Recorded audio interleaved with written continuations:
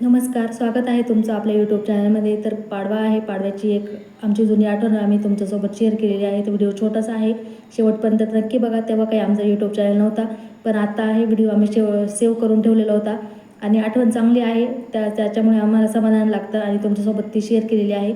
आवडला तर एक लाईक नक्की करा आणि चॅनल सबस्क्राईब नक्की करा. तर आठवण आहे ती 2020मधली, 27 मार्च 2020मधली. त्यावेळेस भयंकर कोरोना आपल्या भारतामध्ये आलेला होता आणि सगळीकडे बंद होतं. आणि त्याच काळातली आमच्या मळ्याशेजारी, आम्ही मळ्यात राहत होतो.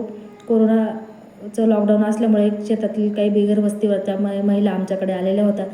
तर त्याच्यातली एक महिला खूपच रडत होती आणि ती म्हणजे तुमच्याकडे काही शिळपाका असेल तर आम्हाला खायला द्या. तर आम्ही त्यांची काही जेवणाची सोय होईल ती तेवढी केली, गोळ्या औषधे त्यांनी घेऊन दिले. ते दिल्यानंतर त्या मात्र खूप रडायला लागल्या. म्हणलं, मग मी विचारलं त्यांना, ताई काय झालं, का रडताय तुम्ही? मग त्या म्हणे, माझी 2 मुलं लहान आहे, तिच्या मिस्टरांना काय पॅरालिसिस झालेला होता वाटतं, ते 1-1.5 वर्षापासून घरातच होते आणि असे आमची खायची खूप हाल आहे म्हणे. तर आमच्यापर्यंत कोणाची काही मदत पोहोचत नाही, आमच्या हातावरचं प्रपंच आहे. तर तिने आम्हाला सांगितलं. मग त्या गेल्यानंतर आम्ही या गोष्टीवर खूप विचार केला आणि नुकतंच तेवढं झालं. काय होतं की आमच्या शेतामधला गहू त्यावेळेस काढलेला होता, वावरातच तो पडलेला होता शेतामध्ये, जो तुम्हाला समोर दिसत आहे. तो आम्ही विचार केला. आमची सासू-सासरे, माझे जे सासू-सासरे आहे त्यांच्याजवळ आम्ही हा विषय मांडला की आपण हा आपल्या शेतामधले पडलेला जो गहू आहे तो आपण त्यांना वाटला तर चालेल का? पण त्यांनी मोठ्या मनाने हा सांगितला आणि आम्ही दुसऱ्या दिवशी त्यांना बोलवून घेतलं. किती कुटुंब आहे ते विचारलं आणि आम्हाला जेवढं होईल त्यांना प्रत्येकाला आम्ही गहू वाटप करण्याचं ते ठरवलं होतं.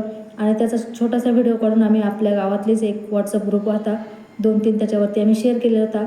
शेअर करायचा उद्देश एवढाच होता की आपल्यापेक्षा जे श्रीमंत लोक आहेत ते पण त्यावेळेस अशा लोकांची मदत करू शकत होते, पण त्यावेळेस कोणी पाऊल उचलत नव्हतं. पण आमचा तो उद्देश होता आणि त्यामुळेच आम्ही हा व्हिडिओ काढला होता. गहू तर आम्ही 2-3 दिवसापासून वाटत होतो, पण त्या व्हिडिओ आम्ही शेवटच्या दिवशी काढला आणि मग तो नंतर शेअर केला. तर त्याच्यानंतर तो व्हिडिओ इतका व्हायरल झाला. त्याच्यानंतर त्याची दखल नरेंद्र मोदी साहेबांनी घेतली, उद्धव ठाकरे साहेबांनी पण घेतली आणि आपले VVS लक्ष्मण आहे क्रिकेटपटू, त्यांनी पण घेतली. आपले जे पालकमंत्री होते छगन भुजबळ साहेब, त्यांनी पण त्या गोष्टीची दखल घेतली होती आणि त्यांनी जनतेला हाच सांगण्याचा प्रयत्न केला होता की जर यांच्यासारखे शेतकरी जे कुटुंब आहेत ते जर अशी मदत करू शकतात तर आपण का नाही करू शकत.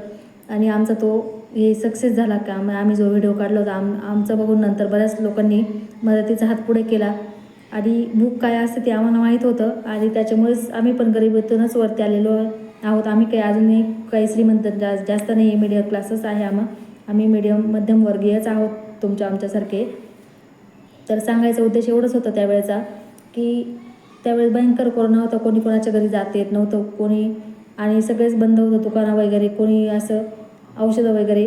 आणि आम्ही जोपर्यंत आमच्यामध्ये क्षमता होती तोपर्यंत आम्ही त्यांच्याकडे काही गाडी वगैरे नव्हती आणि आम्ही त्यांना गोळ्या औषधे वगैरे नेऊन द्यायचो त्या फॅमिलीला. तिथे तेवढं फॅमिली होतं, सरकारी दवाखान्यामध्ये जायचं आणि तिथून गोळ्या आणून त्यांना द्यायचं.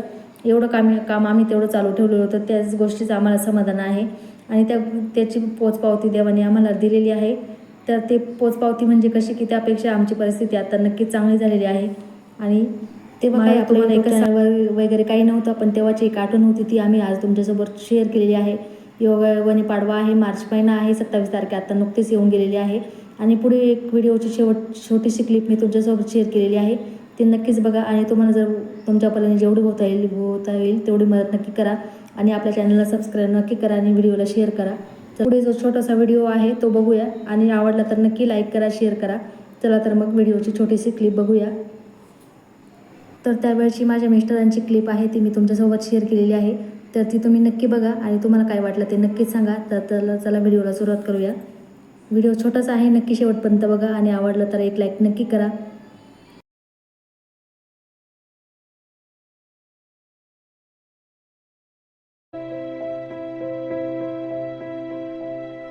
आम्ही घरात बसून बसून काय कवर बसावा.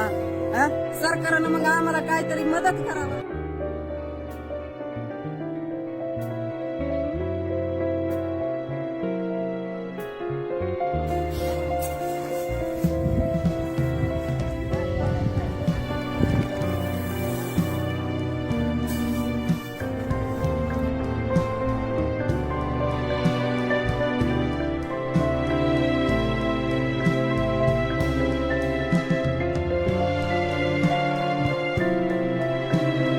तर जेव्हा मी घरी बसलेलो होतो पाड्याच्या शेजारी, इथं ही बेघर वस्ती आहे, जेव्हा घरी बसलो होतो तेव्हा एक गरीब बाई आणि तिचे 2 मुलं घेऊन इथं आल्या आणि काही म्हटली की काही दत्ताभाऊ काही शिळं पाका असेल आम्हाला तर द्या.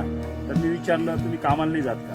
त्यांनी एकच सांगितलं की कामाला जायला आम्हाला कोरोना या रोगामुळे आम्ही काही कामाला जात नाही, आम्हाला तुम्ही कामही देत नाही, काही नाही आणि आमच्या घरात उपासमार होतो. तर मी काही जास्त श्रीमंत नाही, पण रात्रभर त्या बाईचं बोलणं ऐकून अक्षरशः झोप आली नाही आणि विचार केला की एक बाजूला आपल्याकडे गावाची रास पडलेली आहे आणि रस्त्याच्या पलीकडं अक्षरशः गोरगरीब लोक उपासमारीने उपाशी झोपत आहेत. हे मनाला कुठेही पटलं नाही आणि मोदीजींनी जे सांगितलंय कुठंतरी सगळ्यांनी मदत करा, सहकार्य करा आणि एकमेकांना सहकार्य केलं तरच हा देश कुठेतरी पुढे जाईल आणि सरकारने पण थोडीशी या बेघर वस्तीला सर्व गोरगरिबांचा विचार करावा आणि फुलने फुलाची पाकळी त्यांनी काहीतरी मदत करावी असं मी आवाहन करतो. आणि ज्या गोरगरीब आहे त्यांच्या वस्ती शेजारी जे शेतकरी आहे किंवा जे आर्थिक सक्षम लोक आहे त्यांना मी आवाहन करतो की सगळ्यांनीच मदत करावं. मी असं ठरवलंय की जो 1 एकर जी शेती आहे माझी, 1 एकर शेतीचं जे उत्पन्न मला गावाचं येईल ते उत्पन्न मी सर्वांना वाटणार आहे. माझ्यापर्यंत मी काही जास्त श्रीमंत नाहीये, मध्यमवर्गीयच आहे, परंतु मला जेवढं शक्य होईल तेवढं मी करणार आहे. आणि सर्वांनाच मी या व्हिडिओद्वारे आवाहन करतो की सर्वांनीच कृपा करून एकमेकांना मदत करा आणि जे प्रशासन जे सरकार आपल्याला ज्या सूचना देतंय त्या सूचनांचं सगळ्यांनी पालन करा. कोणालाही घराबाहेर निघता येत नाहीये, त्यामुळे अक्षरशः खूप उपासमार होते, खूपच उपासमार होते, अक्षरशः कोणालाही सांगता येत नाही. तर कृपा करून हात जोडून विनंती आहे की सगळ्यांनी एकमेकांना सहकार्य करा, तरच हा देश पुढे जाईल. धन्यवाद.